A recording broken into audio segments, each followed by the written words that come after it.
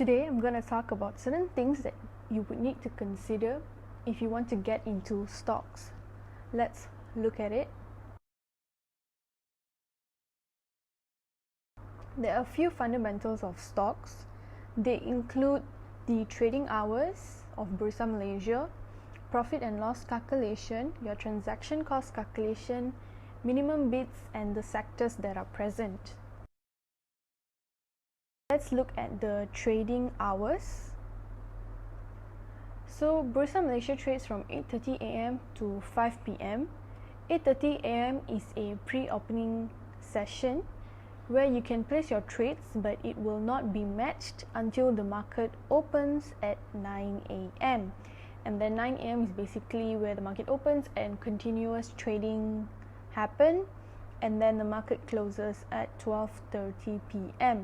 Now these three sessions basically repeat throughout, so 2 p.m. will be the next pre-opening, 2:30 p.m. is the opening and continuous trading session, 4:45 p.m. now is where a pre-closing happens, so this is the last time where you can put in trades to be matched, and then 4:50 p.m. is basically closing, so whatever trades you make now will not be matched until the next day.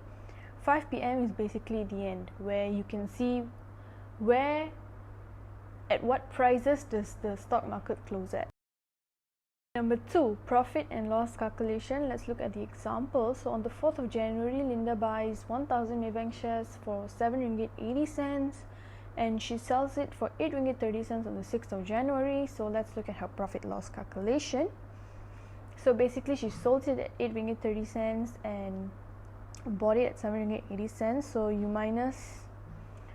take the 8 ringgit 30 cents, subtract 7 ringgit 80 cents, multiply by the total amount of shares that she bought. You basically now get your profit, which is 500 ringgit. But this does not include the transaction cost yet, so this basically will not be the total amount of profit that you will be getting.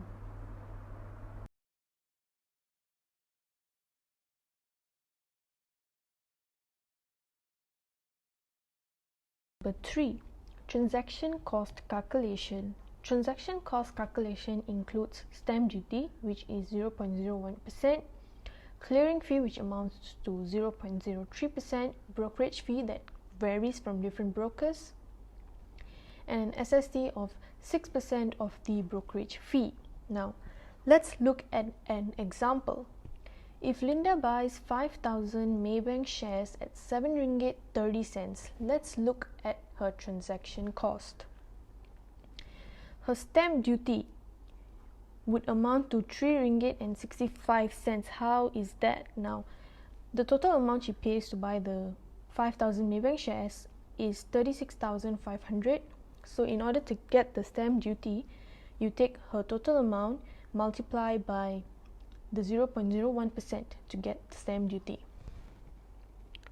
So her clearing fee would be 10 ringgit 95 cents. Her brokerage fee is 0.2% of her total amount, which amounts to 73 ringgit, and therefore her SST is 6% of her brokerage fee, which amounts to 4 ringgit 38 cents. Therefore, her total transaction fee is 91 ringgit 98 cents. Number 4, minimum bids. So let's look at tick size over here. So what is tick size? Tick size over here means that I'll give you an example. So if you can see here, stocks more than 100 ringgit will have a tick size of 10 cents, right? So this means that if you buy a stock that cost you 101 ringgit, when you are monitoring the movement of the stock, you will notice that the stock will go up or down by 10 cents. It's fixed. So if it's 100 ringgit, the next time you see it's 100 ringgit 10 cents, 100 ringgit 20 cents, 100 ringgit 30 cents, that is if it is an upward movement. If it is in a downward movement, then you would see the 100 ringgit stock going to 99 ringgit 90 cents, 99 ringgit 80 cents, and so on. So that is what is meant by tick size. It's the amount that the stock moves up or down by. So if you buy a stock that is less than 1 ringgit per share, then it will have a tick size of 0.005 cents. A stock that is about 1 to 9 ringgit 99 cents would have a tick size of 0.01 cents. A stock between 10 to 99.99 ringgit would have a tick size of 0.02 cents, and stocks that are more than 100 ringgit would have a tick size of 10 cents. Number 5, sectors. Let's look at the sectors that are present. We've got industrial, consumer, technology, hotels, infrastructure, properties, construction, plantation, trading services, as well as finance.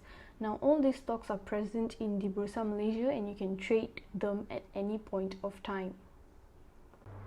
So I hope you learned something from this particular video, and you should be looking forward to my upcoming video that will be on stock classifications. So basically, these particular stocks that I mentioned earlier, they will be divided into a few classes of stocks.